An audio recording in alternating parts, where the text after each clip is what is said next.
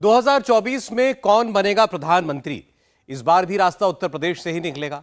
BJP ने सबसे बड़ी टीम उत्तर प्रदेश में ही उतारी है। जून का नया महीना शुरू हुआ है।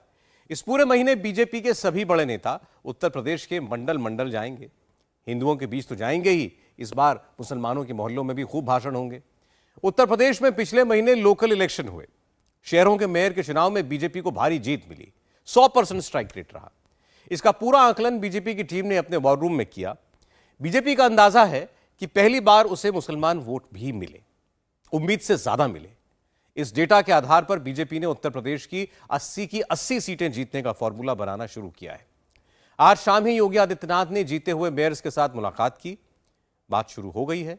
जो बातें बस कुछ नेता जानते हैं वो आप जानिए इस रिपोर्ट में। 100% रिजल्ट लाएंगे, 80 में 80 नंबर पाएंगे, 24 का टारगेट गेन करके दिखाएंगे।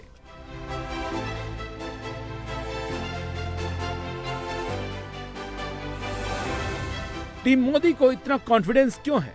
इसके पीछे मोदी योगी को मिलने वाला रिस्पांस है और हाल ही में हुए चुनाव के नतीजे हैं।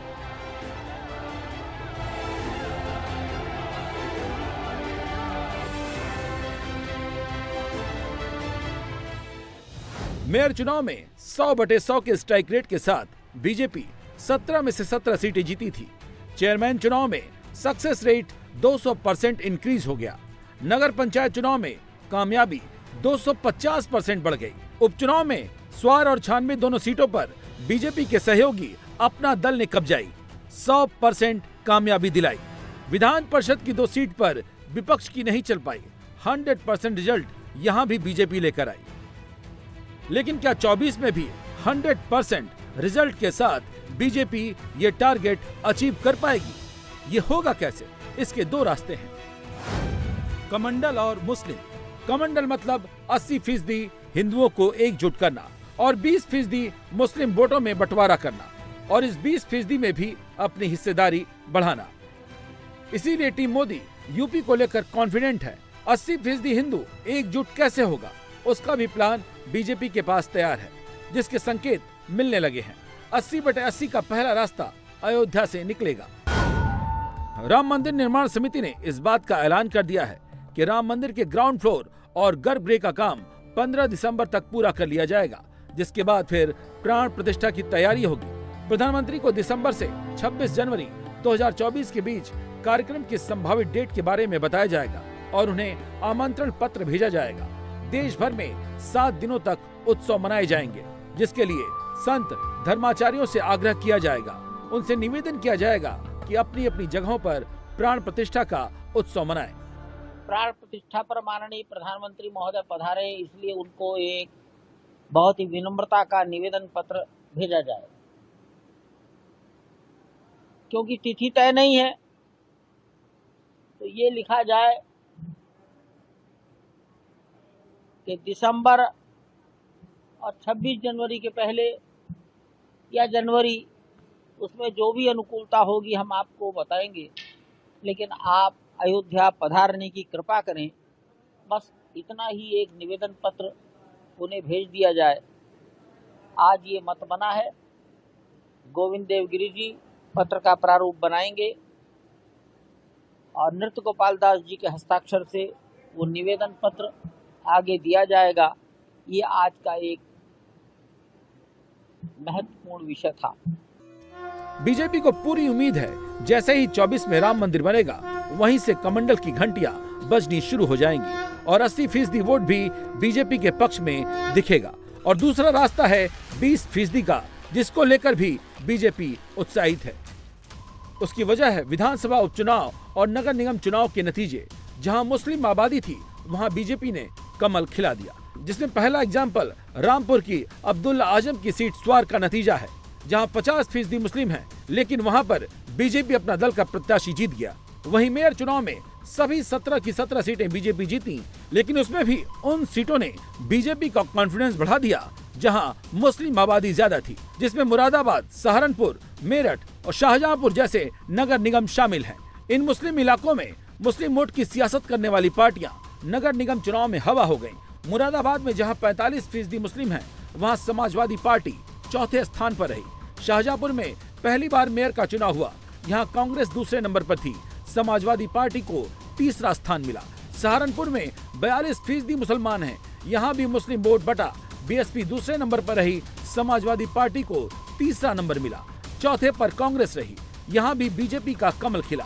मेरठ में 35% मुस्लिम हैं, यहाँ ओवैसी की पार्टी दूसरे नंबर पर रही, तीसरे नंबर पर समाजवादी और चौथे पर बीएसपी, यहाँ भी कमल खिला। 20% वोट सपा, बसपा, कांग्रेस और एआईएमआईएम में बटे और कुछ वोट बीजेपी को मिले हैं। यूपी की पॉलिटिकल स्टैटिस्टिक्स अगर यही रही तो 24 में बीजेपी के लिए मुश्किल नहीं है। हर व्यक्ति के मन में एक विश्वास, अगर 54 लाख लोगों को आवास मिले हैं, जो बचे खुचे होंगे आने वाले समय में उनको भी मिलेगा, कोई संदेह नहीं होना चाहिए। और हमने तो दिया। शेख सूची जब बनी थी जिसके अनुसार ये आवास मिल रहे थे ग्रामीण क्षेत्र में, तब न केंद्र में भारतीय जनता पार्टी की सरकार थी, न प्रदेश में हमारी सरकार थी, भाजपा की सरकार थी। प्रदेश में तब सपा और बसपा की सरकारें थीं और केंद्र में कांग्रेस की सरकार थी। उन्होंने जिस प्रकार की उसमें सूची बनाई होगी, बहुत सारी गलतियां थी, तब भी बिना किसी भेदभाव के उन लोगों को दिया जा रहा है। सिर्फ नगर निगम चुनाव नहीं, बीजेपी का भरोसा नगर परिषद के चुनाव के नतीजों ने भी बढ़ाया है। बीजेपी का लोकल चुनाव में कांटा बढ़ा है, घटा नहीं है, जबकि 20% वोट की सियासत करने वाली पार्टियों का मीटर डाउन रहा है।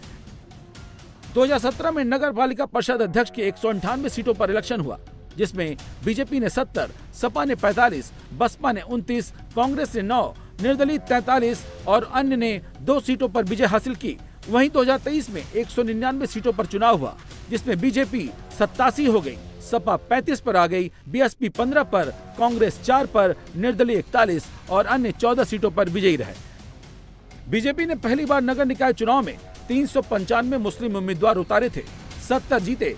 बीजेपी को इस बात का विश्वास बढ़ रहा है, अब मुस्लिम सबका साथ, सबका विकास, सबका विश्वास कर रहा है, और ऐसा रहा तो 80/80 के मिशन में मुश्किल नहीं होगी।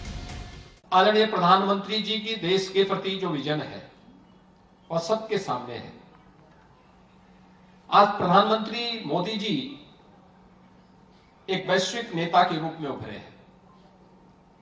दुनिया किसी भी संकट के समय आशा भरी निगाहों से उनकी ओर देखती है।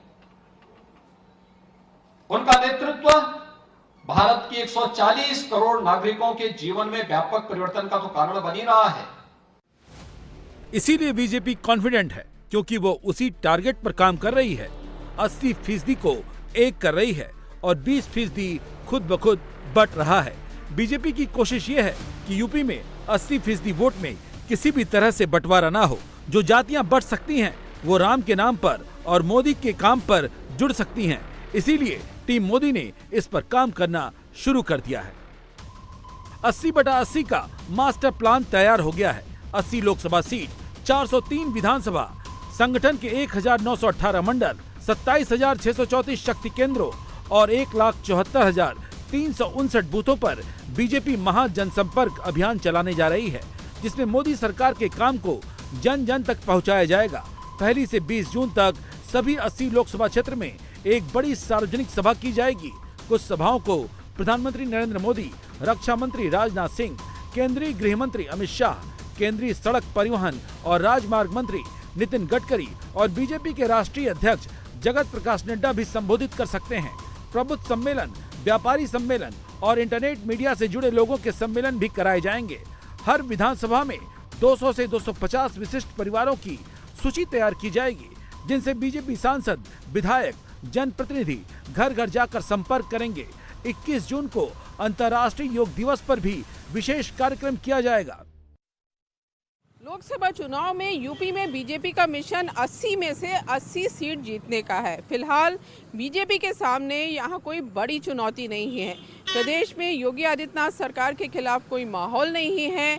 अपर कास्ट, दलित और ओबीसी वोट बड़ी संख्या में बीजेपी के पास पहले से ही है।